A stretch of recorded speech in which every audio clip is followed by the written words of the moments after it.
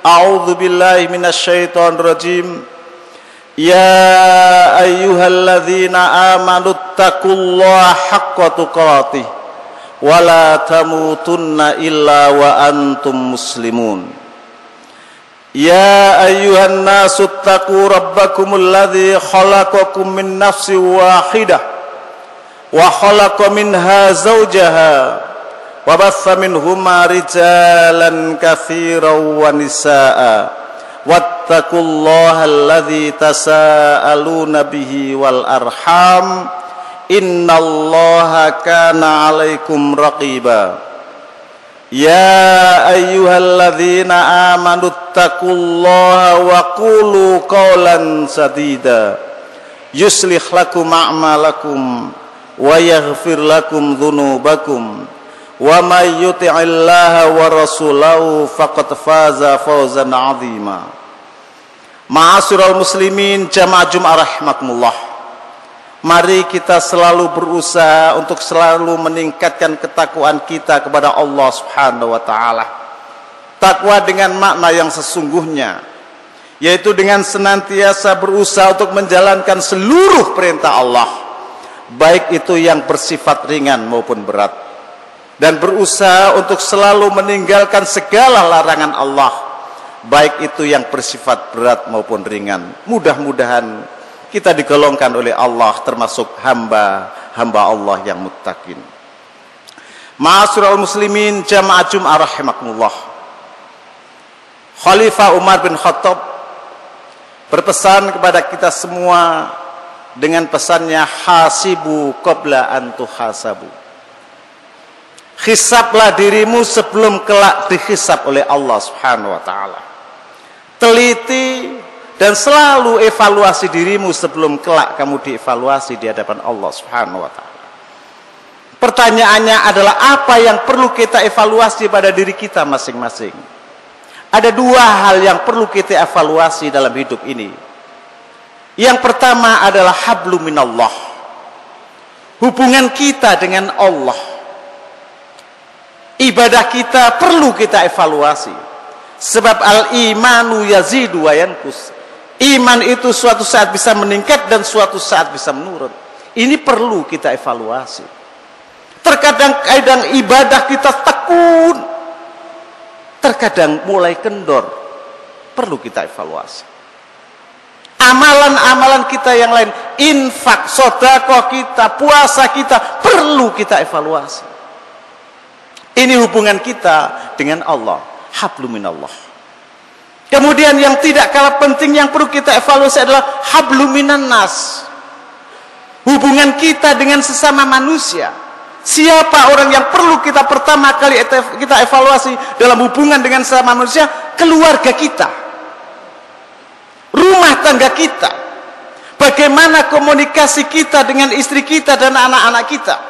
Sudahkah rumah tangga kita seperti yang dicerminkan oleh Rasulullah, baiti jannati?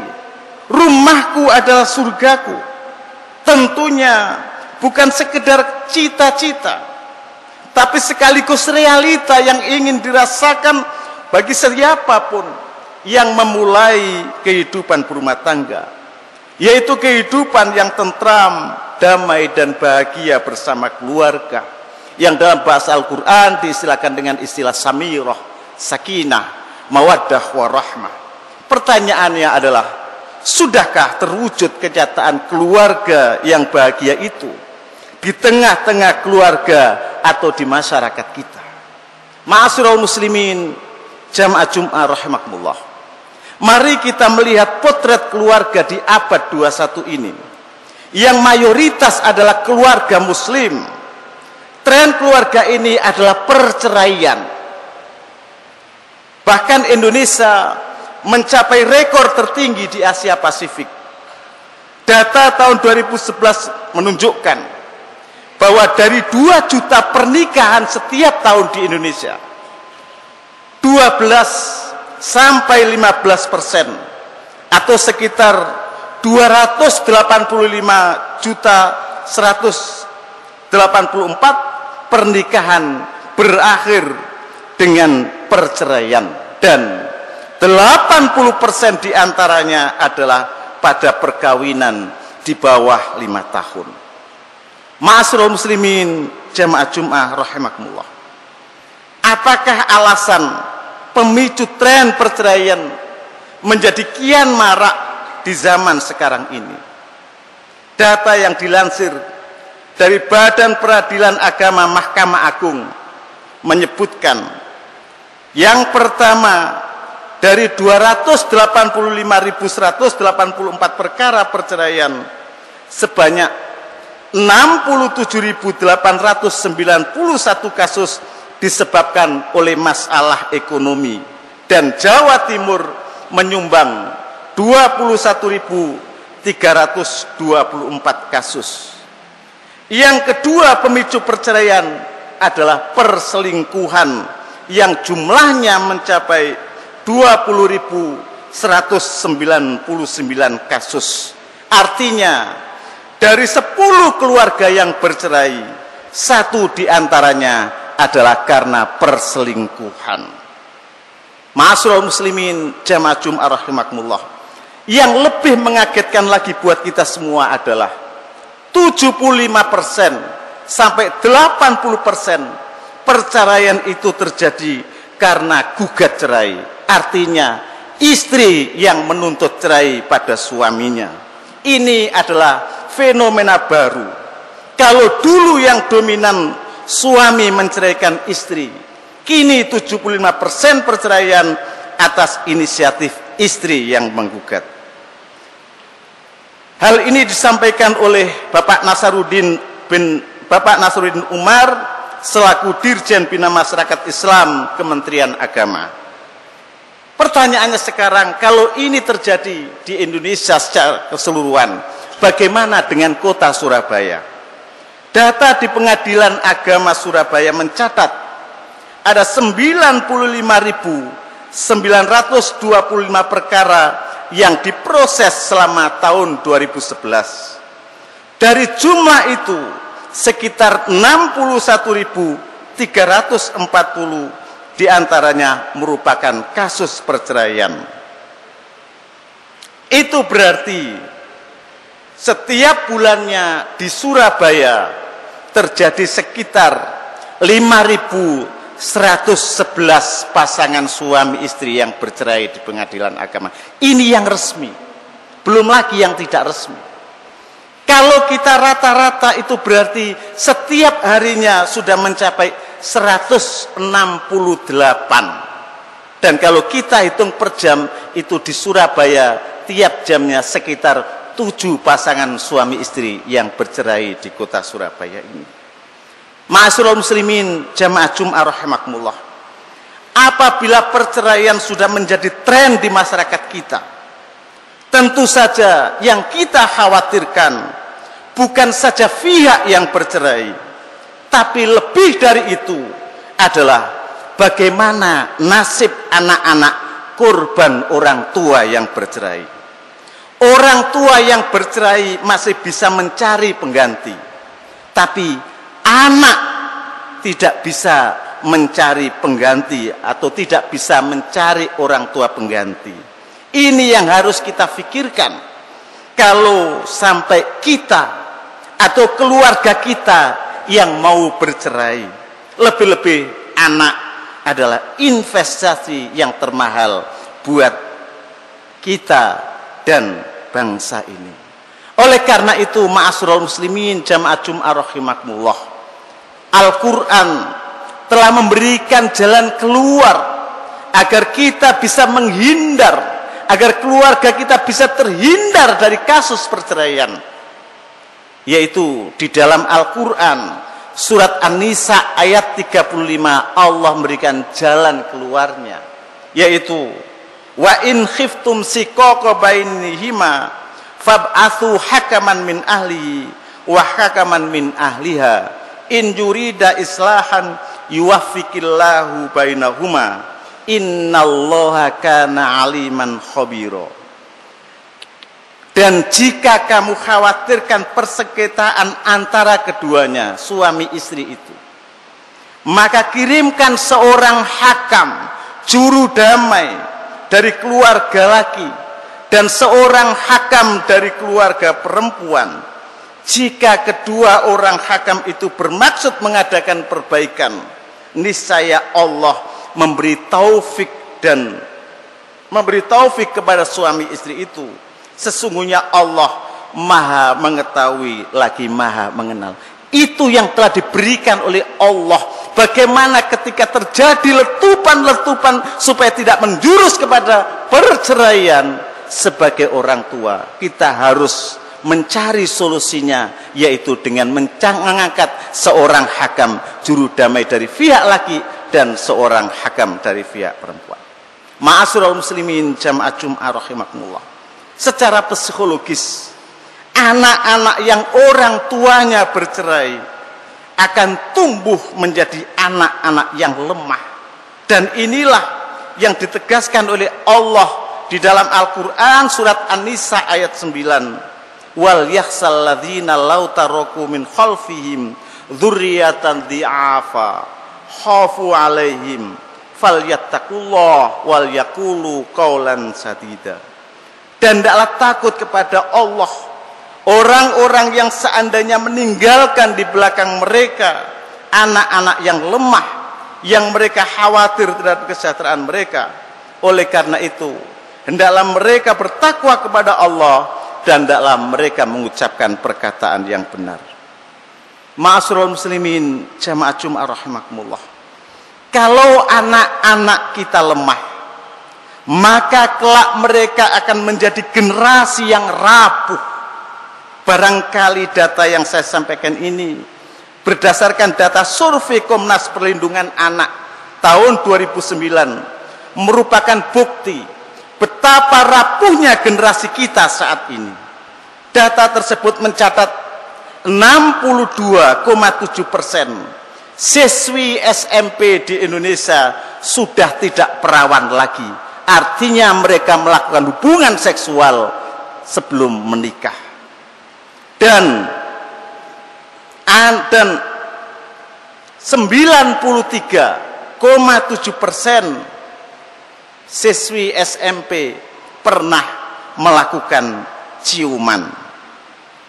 Sementara data anak-anak yang melakukan tindak kriminal sebesar 1.258 kasus dan jumlah pengguna narkoba di Indonesia hingga akhir 2008 mencapai angka 4 juta orang.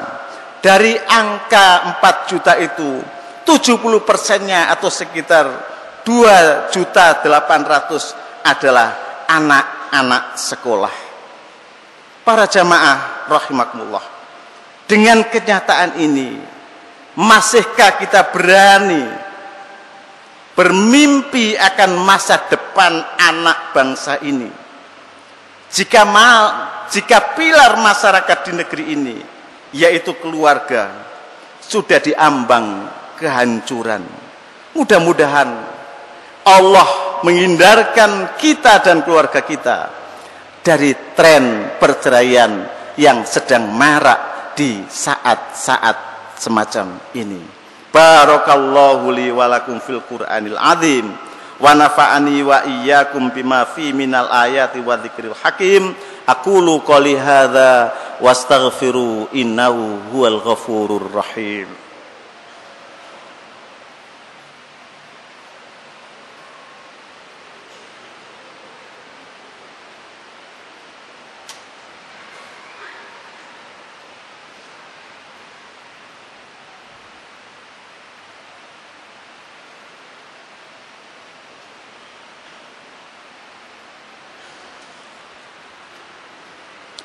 Alhamdulillahi rabbil alamin.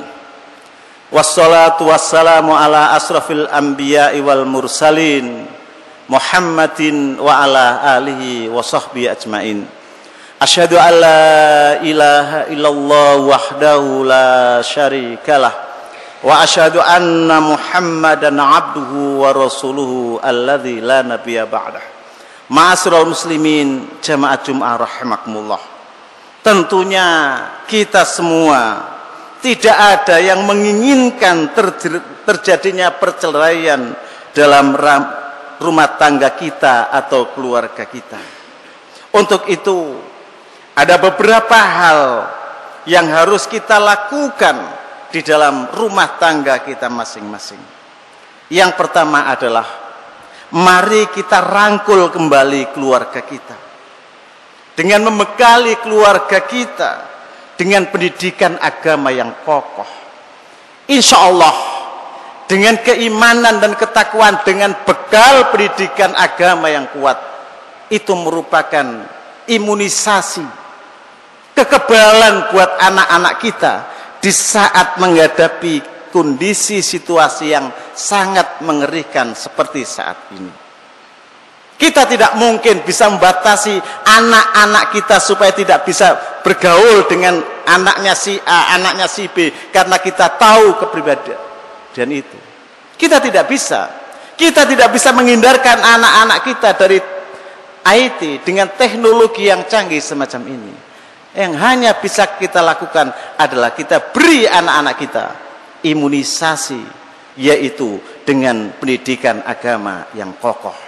Yang kedua, mari kita memposisikan diri kita sebagai kepala rumah tangga yang layak menjadi teladan dan panutan buat istri dan anak-anak kita, sehingga melahirkan generasi robbani yang menjadi pelita hati dan penyejuk kolbu di usia kita nanti. Kebanyakan dari kita tidak mampu menjadi teladan di rumah kita masing-masing.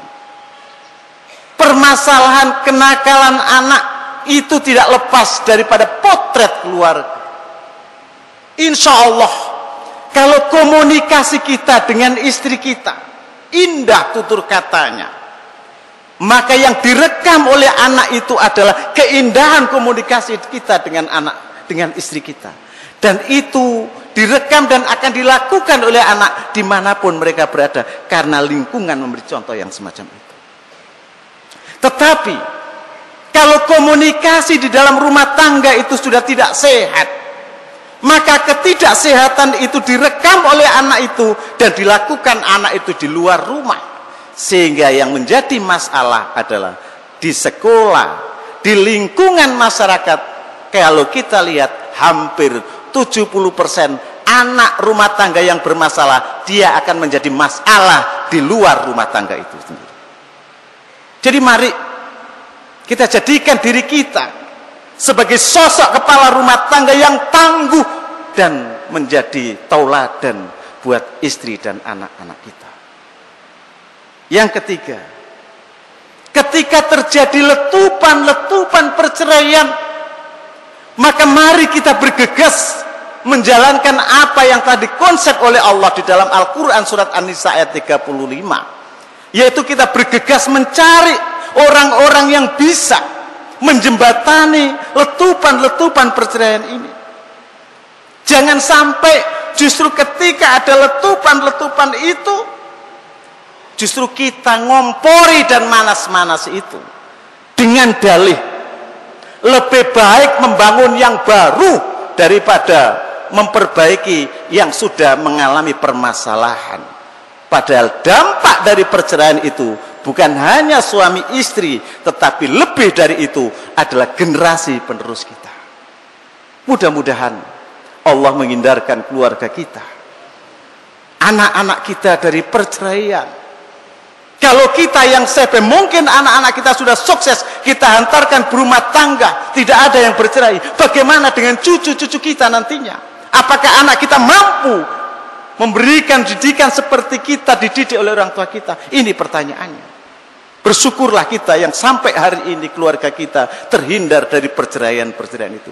Dan ketika ada permasalahan, mari kita selesaikan dengan cara yang bijak, dengan cara yang aziz. Insya Allah kalau kita kembali kepada Al-Quran, insya Allah Allah akan berikan hidayah dan taufik kepada suami istri yang akan bercerai itu, karena melihat ke depan adalah untuk anak-anak kita.